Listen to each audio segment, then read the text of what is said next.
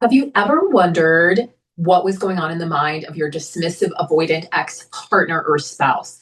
Well, I spoke to a former dismissive avoidant, and with her permission, I'm going to share with you everything that she told me, how it felt to be a dismissive avoidant, what was going through her mind after the breakup. And I think it's really going to surprise you because it's not what you're thinking at all. In fact, it even surprised me, and I've been studying this for quite some time and worked with hundreds of clients.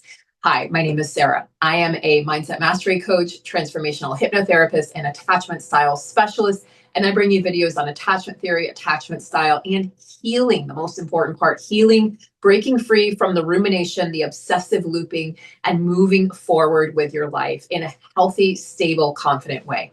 So stay tuned to the end because this, I think, is my most favorite video to film so far. And I think you're going to get a lot of insight and clarity and just information that you can take on your path forward. And hopefully, if you're in the throes of a devastating breakup with a dismissive avoidant, this should give you a ton of understanding.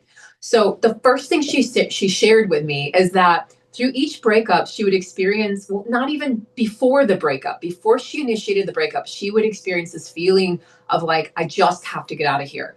And that's what she said. She said, I just have to get out of here. I can't stay here, is exactly what she said. I can't stay here. She didn't know why. It wasn't one particular thing that her ex did or what they said.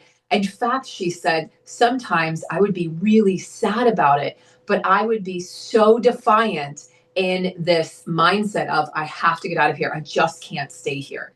And I said to her, well, my analogy was, is it kind of like the house is on fire and you know you have to get out, like you just can't stay here? And she goes, yeah, that's exactly what it felt like.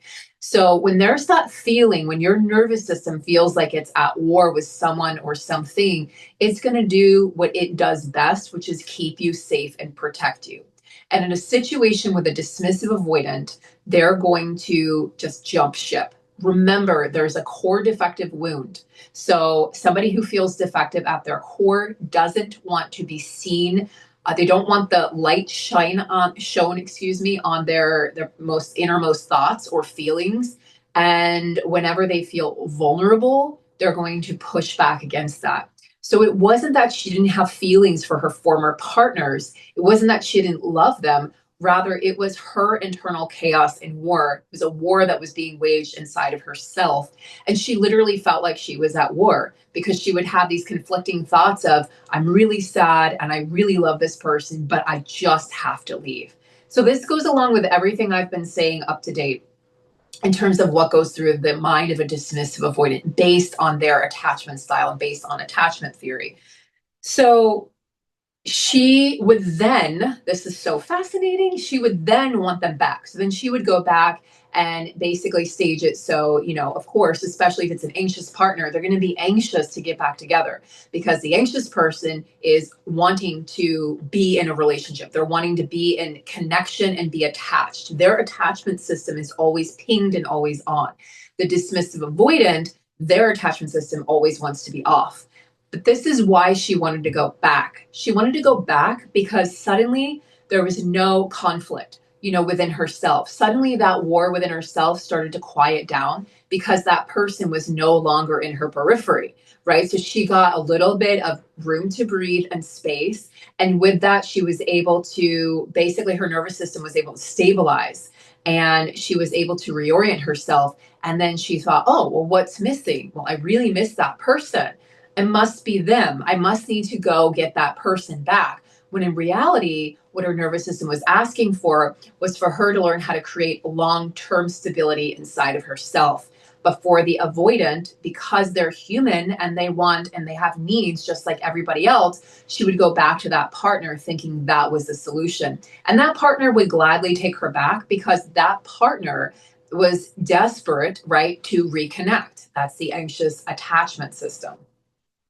So then she would break up with them again because then, she would over time get overstimulated again. She would need that space. She would need distance, right? She would be overstimulated. She had to step back once again. She would get that same familiar feeling of, I can't stay here.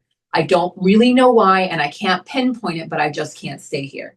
So she said something to the effect of, I tend to run. Like she started to learn, she became self-aware enough that she would tell her partners, after that partner, she would say, hey, I just know that I do this thing and I have this pattern where I tend to run, right, at a certain period of time. I tend to get, like, she didn't call it the ick, but that's exactly what was happening. I tend to get, like, I just feel like I need to leave. And these partners would still take her. They would still say, okay, that's no problem. Probably because she was attracting anxious partners who felt like they could fix her or heal her, or felt like, you know what, she won't do this to me. I'll be the exception to the rule, which of course we never really are, right? So it's interesting because she mentioned another breakup where she said, I really, really loved this person. Like I was really hurt by this breakup, even though she was the one initiating it. But she said, but I knew I had to do it. And I thought, this is so powerful. This is so fascinating. She didn't want to do it, but she knew she had to do it. And again, she couldn't really pinpoint why. It was just this feeling. And when I asked her, right, she said it was for the best. That's exactly what she said. I just knew it was for the best. And when I asked her, what does that pain feel like? What did that heartache feel like for you? I was so curious at this point. And she said, well, I felt like a pain in my chest, like a pain in my heart and a pain in my chest. I felt like I was being torn apart from my very soul, like torn apart from something that made me really happy, somebody that saw me and understood me and accepted me. But at the same time, I have this fear of never finding that again. So it's like, even as she was doing it, she's going, I fear like I'm never going to find that again. And then she said, but then I would be surprised because I would meet somebody new and I found that I could find that feeling again, but it would never be the same because people are different and unique. So fascinating, right? Into the mind of a dismissive avoidant. And I asked her, well, how did you deal with the pain? Okay, we know how she felt it. How did you deal with it? The first thing she said is, well, I dealt with it through music. And I thought, bingo. So a dismissive avoidant, not necessarily trying to understand the why. Why did I have to leave? Why did I make that quick, hasty exit from that relationship? She listened to music and song. So through music and song, a dismissive avoidant is able to feel their pain, but not in a way perhaps that you might identify with feeling your pain, but in their own way that feels safe and contained to them. So there was a safe container with which she could explore her emotions, but maybe not fully, but just enough to really get her into the next relationship. The other thing she mentioned that I thought was so interesting is that there would always be somebody sort of waiting in the wings. So then there would be another person show up and want to get with her. And she's like, I just sort of would fall into another relationship. And I thought, wow, that's really interesting. And I said, I wonder if that's because you're attracting these anxious partners and you have what they lack and vice versa. So there's this really dynamic attraction that occurs at the beginning. The other thing I want to state that I forgot to state a few moments ago is that in the beginning, she said, I really did feel passionate for a lot of these people. I really did feel a true connection. And I really felt connected and attached. But at some point, and she doesn't know exactly when, but at some point, I just started to feel like I can't stay here. So let's see. Isn't this fascinating? So then she would get involved sometimes with what she would call nice guys. And I thought, oh, this is interesting. And so then she would find herself needing to break up with this person, right? Really not feeling the passion. It's just not a good match. And so the way she would do it is in the nicest way possible, right? So she didn't want to hurt this person, but she wasn't truly being honest with herself or them either. So there's this sort of this avoidance with your own self, right? When we identify as dismissive avoidant. And I think the most interesting thing out of all of this that I've gained, and I think there's going to be a part two to this, is that she really did feel very deeply. She felt incredibly deeply, especially for one individual. But she said, I just knew that this was for the best. Meaning, like that unilateral decision that I've talked about in previous videos. And if you're new to my channel, go check out. I have playlists on dismissive avoidant and healing from dismissive avoidant. And you'll find videos where I talk about this sort of unilateral decision-making process, like the avoidant going, well, this is for the best for both of us. And the partner's like, how do you know what's best for me? I will decide what's best for me. So this unilateral decision that this is just for the best. And then finding themselves alone. She didn't really express loneliness because there was always somebody waiting in the wings, right? Somebody that was excited maybe to win her over, or like we as human beings, we get excited to, I'm going to be the one that's going to change their mind. I'm going to be the one that's going to heal them or fix them. And the truth is we know that we can't do that. We can't heal or fix anybody. But I think until we're healed to a certain degree, we all have this sort of idea that we can. But what we're really doing is avoiding our own work. When we throw so much energy into a chaotic relationship, into staying in the chaotic relationship, or try to change that person's mind, make them see our point of view and perspective, trying to make it work, then what happens is we're actually throwing ourselves under the bus, and we're slowing down our own healing process. And we don't even realize we're doing it because it's subconscious.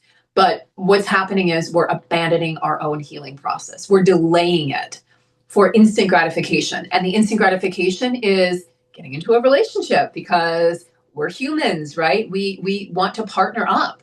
Instinctively, it's what most of us want to do. Not all of us, I guess, but a lot of us really have that desire, at least through certain times or phases or chapters of our lives. We really yearn for that.